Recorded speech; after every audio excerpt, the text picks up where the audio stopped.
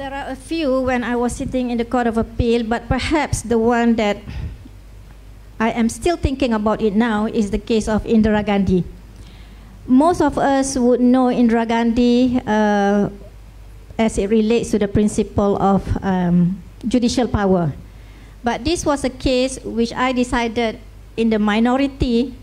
It was an appeal from the decision of Justice Lee Swee Seng in Ipoh, if I'm not mistaken, on the recovery order and mandamus order. What happened here was Pathmanathan, the husband, and Indira Gandhi, the wife, or rather the father and the mother, were undergoing divorce, or they were divorced. Can't remember the facts correctly now. But the thing is this. Pathmanathan converted in 2009. He converted to Islam. They were Hindus and they were married under the Civil Law Marriage and Divorce Act, Law Reform Marriage and Divorce Act.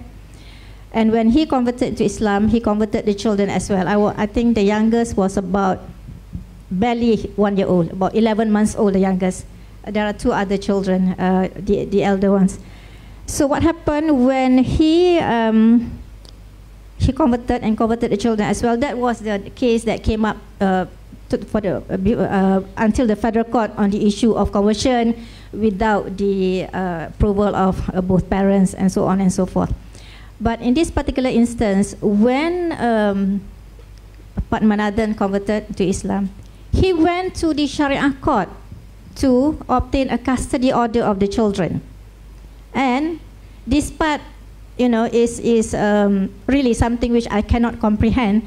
How the youngest child was being snatched from the mother when she was still breastfeeding. She was 11 months old.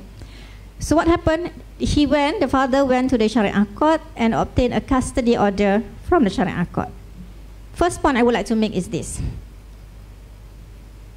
What was the basis for Sharia court to assume jurisdiction when the marriage was a non-Muslim marriage and the mother was not before the Sharia court? For obvious reasons. She is a non-Muslim and therefore she could not appear. The Sharia court has no jurisdiction over her. Yet, there was a custody order made by the Sharia court. Indira Gandhi, on the other hand, had a valid custody order given by the civil court. So that was a valid order because the law, the principles of law are tried. When you contracted a civil marriage, whatever issues arising out of that civil marriage would have to be sorted out in the civil court. That's clear principles. No quarrel about that. So now we have 2 so-called conflicting custody order. And when faced with these conflicting orders, I think the Indira Gandhi went to the civil court to seek for recovery order.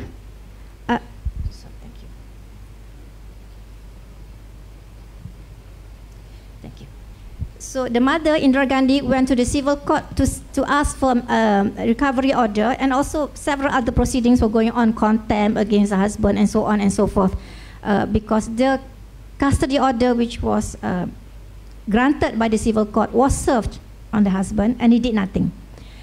So what happened was, finally the wife went to the civil court applied for judicial review for mandamus, asking the IGP or the police to search for the children to be given back to the mother.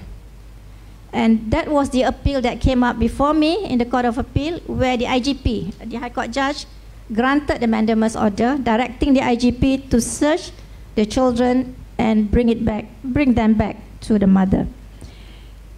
The IGP was not happy. There was an appeal before the Court of Appeal and I was a lone voice there dissenting, because to me there is no basis, no justification even in Islam, as I understand Islam, to deprive a child of her mother and to deprive the mother of the child. What sin has Indira Gandhi committed against any one of us such that she has to face this agony? From then, 2009, until now, I believe she still has not been, the children is still, don't know where. I don't think she has any news of where the children are until now. So where is the justice here?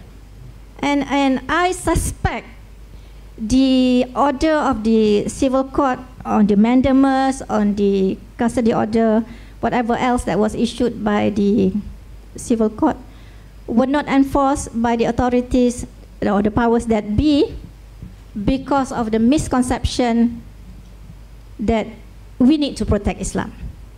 So then, because this is also the question that was posed to me by one VIP, very important person, telling me that when making some remarks to me that when I decided cases, I had not uphold the principles of Islam and not protecting Islam, and reference was made to that mandamus order that I made in the Court of Appeal. So when I ask which principles of Islam are we talking about here that we need to uphold, I received no reply from him, no response at all. So my conclusion is that this has got nothing to do with the principles of Islam. It's just a matter of plain and simple fairness and justice, that a mother ought not to be deprived of her children and vice versa.